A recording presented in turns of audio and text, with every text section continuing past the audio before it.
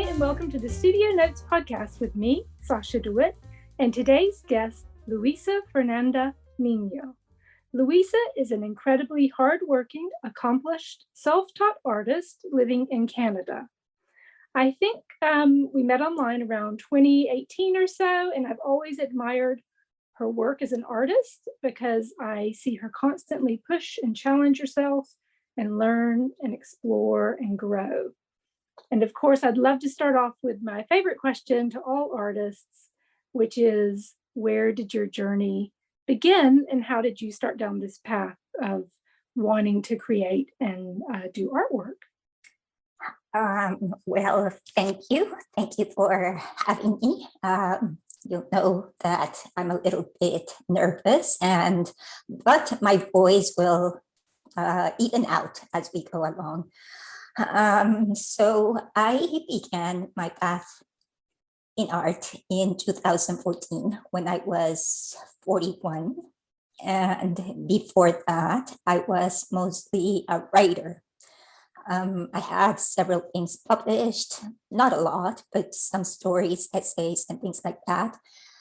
But in 2014, my husband had a sabbatical and I picked up a very cheap watercolor set and I took an online class and everything shifted for me.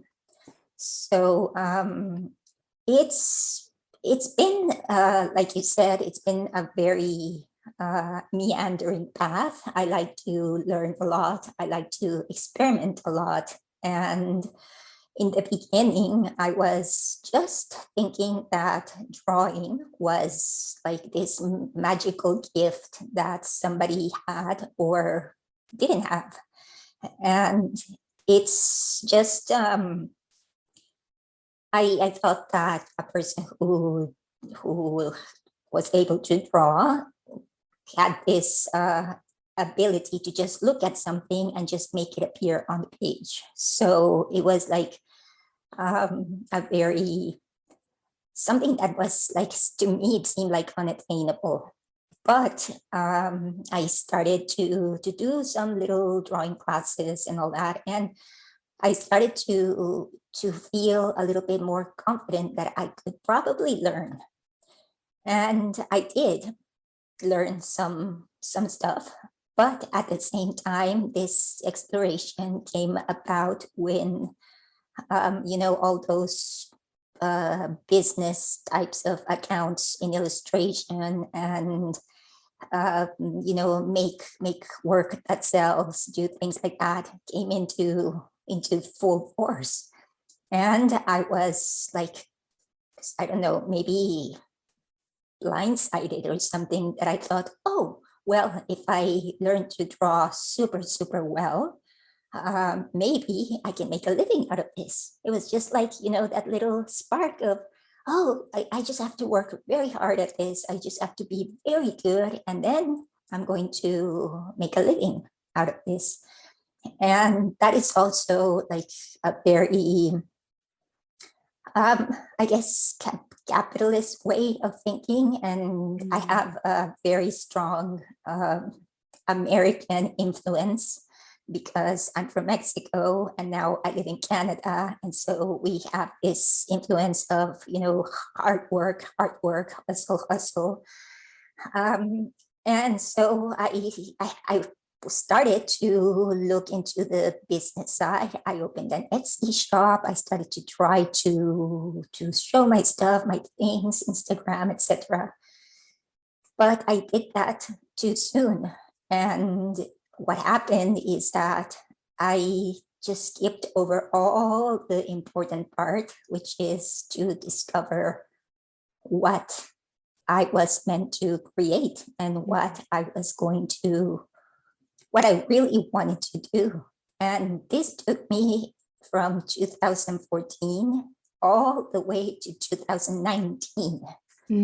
Like I tell myself, I gave myself an MFA in art education, but only technique, because I wasn't looking at anything beyond the surface of what I saw Instagram and Pinterest and all that stuff. So in 2019, at the end of 2019 and 2020, I was like, okay, this is it. I'm not doing this anymore. And I started to like the business side of things. So I said, okay, so what do I need? I cannot stop drawing, and I cannot continue to just spend hours and hours doing this just as a hobby. It's not a hobby, it's more than that. So I started to study a little bit of art history on my own. I started to watch a lot of documentaries. And I also I took a step back from Instagram. I unfollowed, I don't know, I guess all artists except for a very few people with whom I interact. And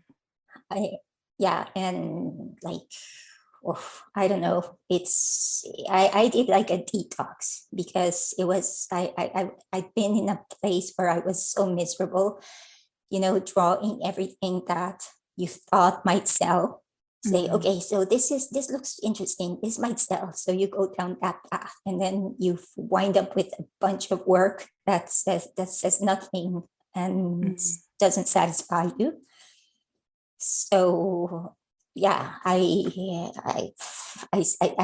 just gave myself like another layer of education, let's say. I went and got more academic books and monographs, and I mean, I just really wanted to understand the work of an artist. So now what I'm doing is basically making the work that it's funny because I started with watercolors and I did the full gamut of all the materials, of all the techniques, of everything, and now I'm back to watercolors. And it's so funny to me because I mean, when I started watercolors, I was so full of rules and techniques that you shouldn't use white, you shouldn't use black, you shouldn't do this. And I only saw like certain types of watercolors, and I was, okay, so I have to make portraits, or I have to do urban sketching, or I have to do illustration, and suddenly what I'm doing now is none of those things. They are completely like self-generating images that are coming, yeah, sure, with a lot of the techniques that I learned, but now they are like really fluid, and they feel effortless. Instead of, I have to make this sketch and then use this type of paper, I use any paper that I want. And it depends. The paper, if I use printer paper, I'll be happy with whatever the watercolor gives me. And if I use nicer paper, I'll be happy because it's the drawing that is coming out, and I feel a lot more free. So at the moment, I'm doing watercolors. So yeah, it's a little bit too long, but no, I love seeing. I had noticed that you had gone back to watercolors, and I loved seeing that progress from that first journey. Thinking back to your, I mean, maybe I think we probably met online, very similar points in our own journeys, very similar type of stuff. I was doing illustration because I kind of thought it could pay the bills. I could kind of understand how to make money from illustration. I think we met on some online groups that were around like selling your artwork. I think you had an Etsy shop with the sort of watercolor pencil cases and leggings, like something like that is what exactly. I remember. Yeah. And then it's been interesting because our journeys have progressed sort of similar in terms of moving away from that side of things. I mean, I'm still personally, because I support myself entirely doing this, I do have to think about business side, But I think in terms of our emotional connection to the work that we're producing, that has grown more sort of genuine, grown away from that sort of hardcore make what sells and continue to make that, as opposed to following what is genuine and true and authentic to yourself as an artist. But also the journey through the mediums that we've used. Like you started off in watercolor, and mine's not quite that, because I started off in sort of ink drawings and I'm now using oil paints and cold wax. But there is that journey of trying all these different mediums and seeing how we relate to it in our own sort of relationship with the medium, how it's working, what comes out, learning, challenging, constantly trying to grow and understand something not only about the medium, but about ourselves as artists and as about people. And I've loved seeing that journey with you. So that journey from the Etsy shop with the watercolors and the products to where you have come nowadays, and you're using those watercolors, like you said, they're very organic looking, very sort of free, very natural, very beautiful. And I do think that when people see them, there's going to be a real, almost like instant emotional response to what is coming out from you as an artist on the page. Well, thank you. I'm glad to hear that. And I did the product selling for a while, and that's something that I wish a lot of beginner artists would, understand, that sometimes you rush too much to get to that first online dollar, and it takes you in a very, very opposite direction of what you want to do. And a funny story, I started doing these products, and basically I was doing leggings on print on demand. And for some weird reason, I wound up in the fashion industry. I mean, I had to do photo shoots. I had to do blogs about yoga. I had to do, all those.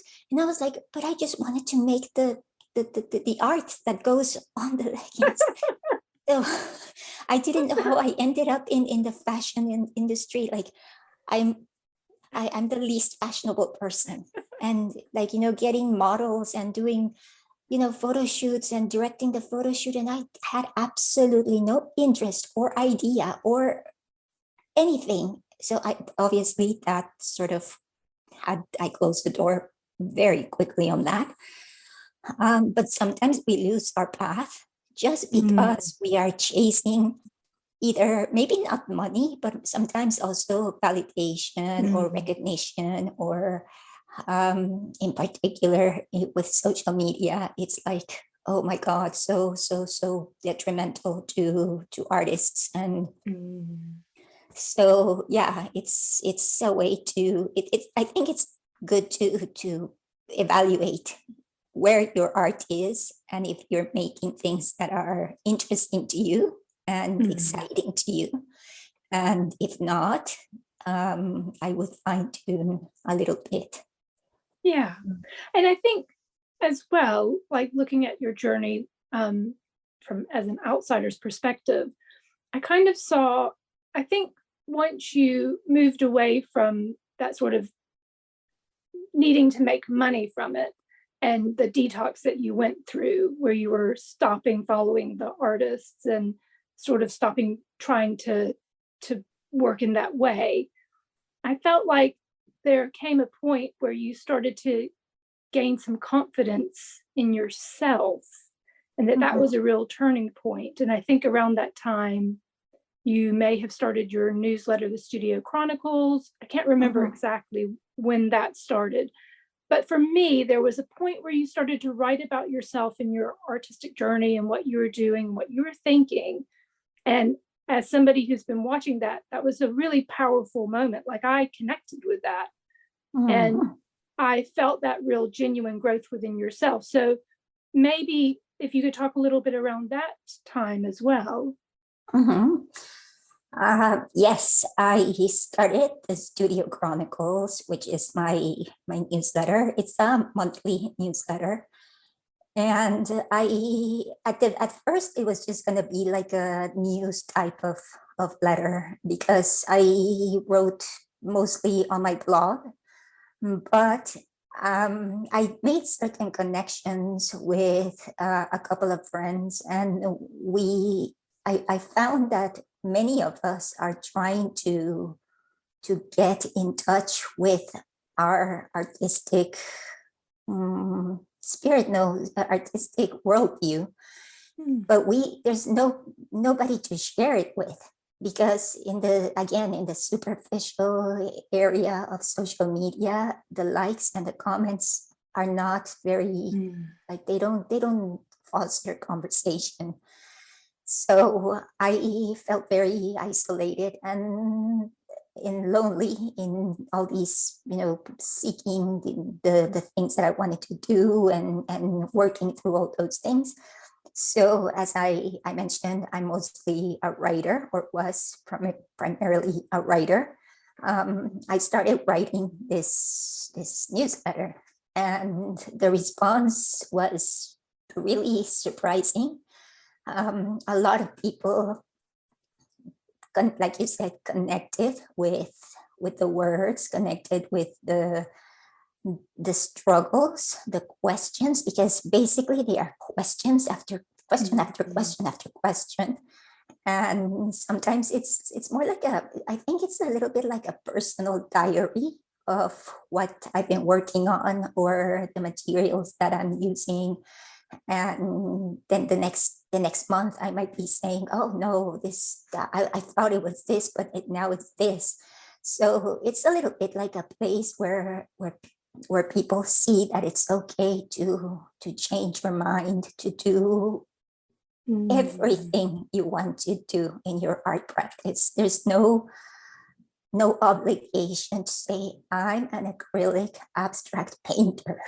It's this, no, it's if you can do many things. But obviously you need to accompany that with the reflection. You need to do that. Writing is really good for artists. Like I really, it's really, really good. Like I have a notebook, and I just write studio notes, actually. Like the name of this podcast. We all do it. And I just take like little notes, like, okay, I used this paint and this paint, and it gave me this beautiful hue, or today it didn't work, I used the wrong paper, or whatever, and how I feel about it. So my newsletter, the Studio Chronicles, has all that. And I show a lot of the work that I don't put on the blog or on Instagram as well. Yeah, I love that you writing, and I think I agree with that. I think that people don't often realize that with making art comes a lot of writing and reflecting about your work and asking those questions, and that's why I ended up calling everything studio notes, because in my studio I'm constantly, every time I take a break, the first thing I do is sit down and write and reflect on what I've just done, or I'm writing notes on the back of pieces of paper as well. And then I suppose, it was this desire to share that with people, like let people know that this is all part of the journey, is that real creating and reflecting, and asking those questions. And that it's okay, like you say, to do everything and to not be, and not just one thing or one person. That would be impossible for me. That my brain doesn't work that way. Yeah, same for me. And the thing is that maybe if you actually, when you allow yourself to go in all those different directions, sometimes there will be a full circle. In my case, just coming back to watercolors and feeling like they are my third hand, basically. It's a feeling I didn't have before. Like even though, because the second material that I love is oil pastels. I spent, I think, maybe 2022, the year we went to New York for a few months, and I spent basically that year using oil pastels. And I was like, this is my thing. This is my thing. But no, every time I sit down, watercolor says hello. It's I'm here. And so it's fine. I mean, sometimes you will come full circle and you will get to a place where you say, yes, this is my thing for now and maybe for the long haul. And then I will try something new. Mm-hmm. And what along your journey do you think has sort of given you the most confidence? Like, how did that? I mean, you might think, well, I don't have confidence. What are you talking about? I don't. Being crazy, but no, yeah. Actually, I don't feel that confident, but I do feel happy right now with how the work is coming out. Sometimes I get very frustrated because I say, oh, I'm drawing the same thing over and over and over and over. When am I going to evolve? But I guess that when I started to feel a little bit more certain of what I was doing, was when I started to watch documentaries, artist documentaries. The last one I watched was Agnes Martin's. And I have like a lot of documentaries that I've watched and I rewatched because the way people talk about their work and why they do their work is not so mysterious.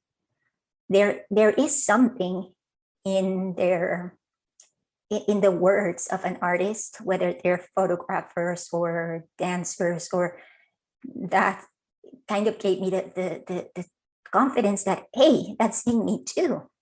So it was, I guess it was that at that point when I stopped looking at the surface level of the internet, and I went a little deeper and I realized, hey, I have that too. So it's not about making the most spectacular drawing or piece of art. It's just about letting whatever needs to come out to come out. And that's when I started to feel that. Mm. And do you think, because I know from probably I've seen either on Patreon or at some point you speak about being self-taught. Do you think that in the beginning sort of made you feel uncertain? Or what's your relationship? Because I do speak with a lot of self-taught artists, and I love to share that journey of people who are self-taught, because I think it's really important for anybody out there to realize that they can. Yes, definitely. There's some sort of little nagging feeling that, oh my God, if I'd only just been to this program or done a university course or whatever, it did cause me a little bit of insecurity, and in particular because I have other degrees, and I haven't been able to work in the fields for which I have a degree.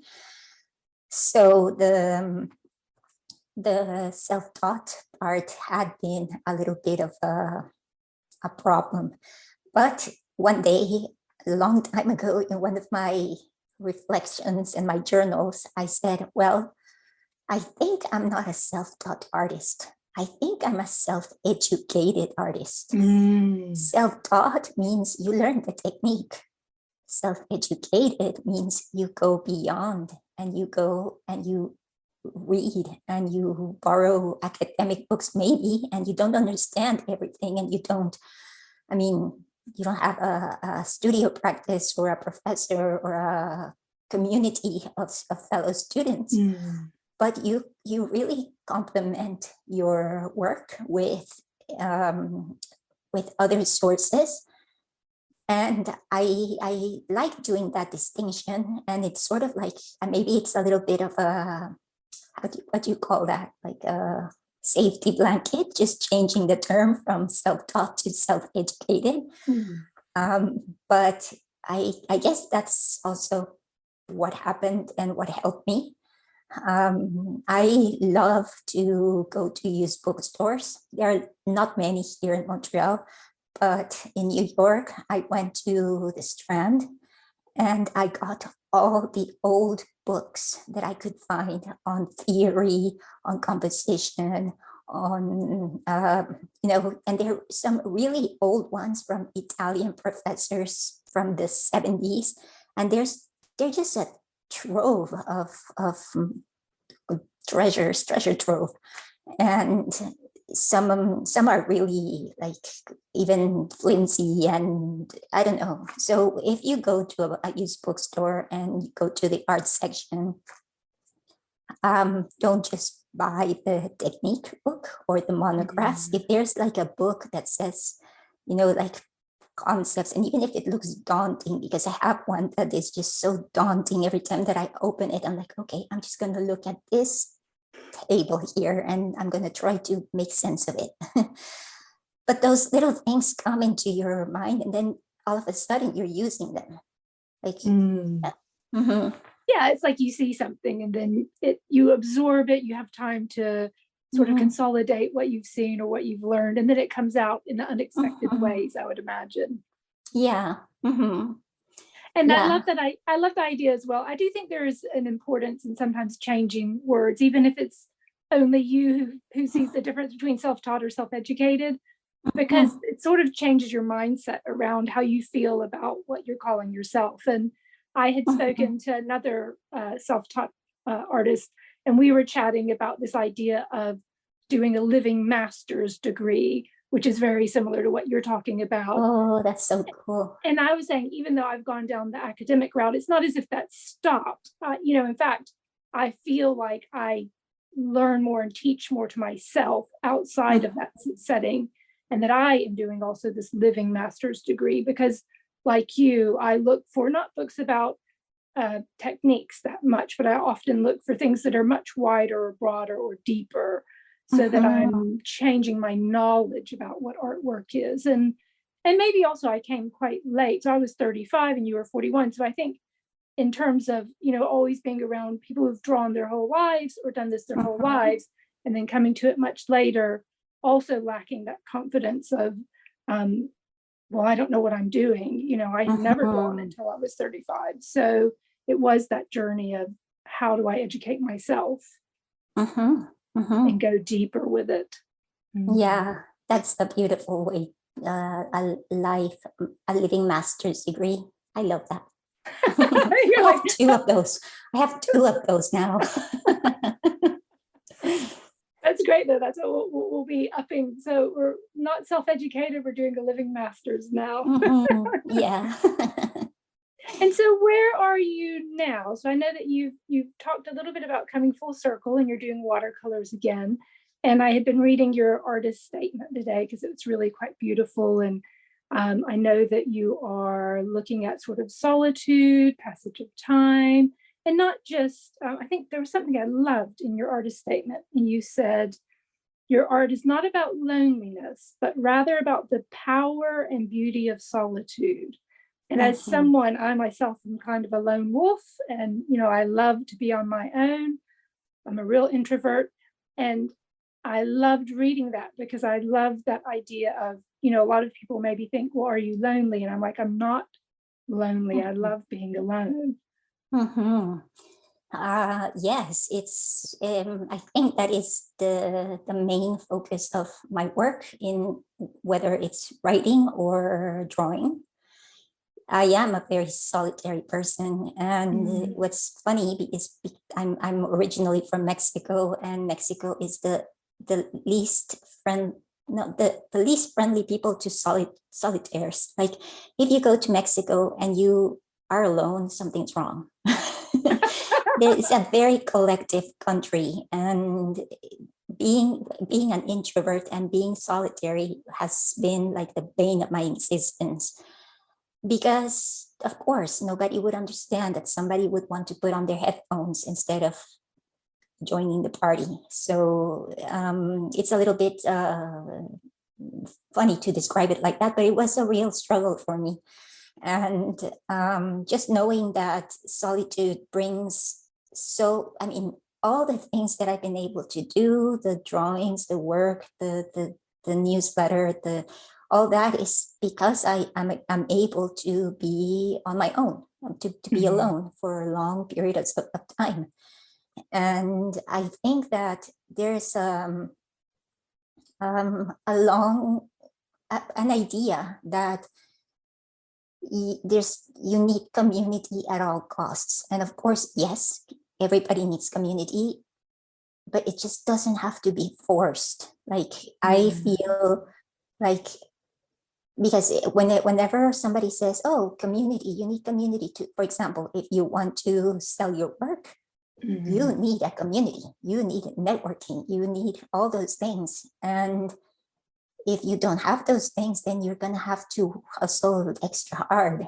But I think that thinking that you absolutely need to force yourself into a community or force yourself to create community just drains you from your energy if you are a solitary person. And I really do find a lot of beauty in walking alone. I choose the time that I choose to walk my dog is the time when I know there's nobody outside. And it's just it's very inspiring to me. So yes, and the drawings reflect that in my little silhouettes, in the oversized botanicals sometimes, because the plants, I paint them quite large, so they hide the little figures. And yeah, it's like this, I want to be hidden, but I also want to be out there. I don't know. It's it's okay. We can be complex beings as well. Yeah. It doesn't have to be one or the other. Yeah, I agree with I think it's interesting to think about that idea of us as artists, and not all artists are introverts. I mean, that is just, there are those that are not introverts, but I'm introverted. And that idea of not necessarily, figuring out how to have some community without it being too much or too overwhelming. Perhaps the balance. Yeah, and this is a little bit why I finally took the plunge in 2020 to create a Patreon. I did it because I knew that there were people that wanted to have a chat and that were in the same sort of, tug and pull of what do I do? How do I do this? And so I have a little Patreon, and I've never been overly, I don't promote it too much because the group is very small, and Patreon, unfortunately, if you want to create like a chat room, you have to go to a different app. But I find that the people that have been in my Patreon since the beginning, they find a lot of companionship in there because when I share my videos, I share in real time my practice and what I'm doing, and I'm not teaching. I mean, I'm not telling you, you do this and this and this, and this is what I'm using, and you need this material and you need this. I'm basically an open book, like, okay, I'm going to do a drawing and it might turn out, it might not turn out, but you're going to hear me talk about how things are progressing and what I'm doing and why. So I guess that's my little community that I treasure very much. And I think it's really nice to be able to find that and be able to have that community. And so for you, that's what's working. And I think that's that's such a golden thing for you. Yeah. Yes, it's really lovely. I get a lot of support, a lot of really nice comments, and even though I don't promote it or do a lot of outreach with that, whenever I get a comment back that say, oh, I never imagined to use this, or I just absolutely loved what you did there, and I'm going to incorporate it in my work. For me, it's like, it makes me so happy, so happy. And I prefer that. I love that you're just showing like what you're doing and you're working through it in real time, and it's sort of very natural, because that's something I love to watch artists work. I don't necessarily love to be taught skills, and I don't like courses where everyone ends up drawing like the teacher. To me, that's takes away the whole point of it. But I love watching artists work, because you always notice something like, oh, they've smudged it, like, oh, that's really cool, or I just didn't think of that, it's a really great way to learn stuff. Yeah. That's the best. Yeah, I love that too. Yep. And what are you doing? So in the next few months, what are you thinking of doing? Do you have any plans? Or just chilling at home and drawing, or? Well, for this year, I'm going to be very low key. But one of the things that I wanted to share with you is that I found that I was not a person who hangs art on their walls, and that was a very funny realization, because for the past in the past I've always thought that my drawings would end up on somebody's wall, and I realized that my way of consuming art is through illustrated books for grown-ups, which means, graphic novels, books like Mayra Kalman's books, many books that have this literary feel to them, but that have also images. And so right now I'm working on several little projects that they might come out as zines or self-published books or artist books. But this has also been a really important departure for me, because I started to work in small scale. When in the past I thought I had to draw big, I had to be, and now I'm starting to draw in small scales, and I'm starting to pair up with some of my writing, which is so exciting to me, because I've always had that line in the middle. Okay, I write or I draw. I never thought that they could go together. And so in the next few months, I guess I will be doing a lot of this, unearthing old writings, choosing whether I write in Spanish, in English, or French, or which goes with which, or what type of drawing speaks, because that's also another issue with me, that if there are many mediums that one can choose from, I also have the choice of language that I can use, and sometimes I can't make up my mind. But yeah, so I'm going to be focusing more on doing small little publications or artist books, and less of trying to push prints, reproductions, or originals to be hung in walls. So yeah, that's what's coming up. I think that's a really powerful realization, that how you respond to artwork, like not putting it on your walls, having it be in something like an artist book or a graphic novel.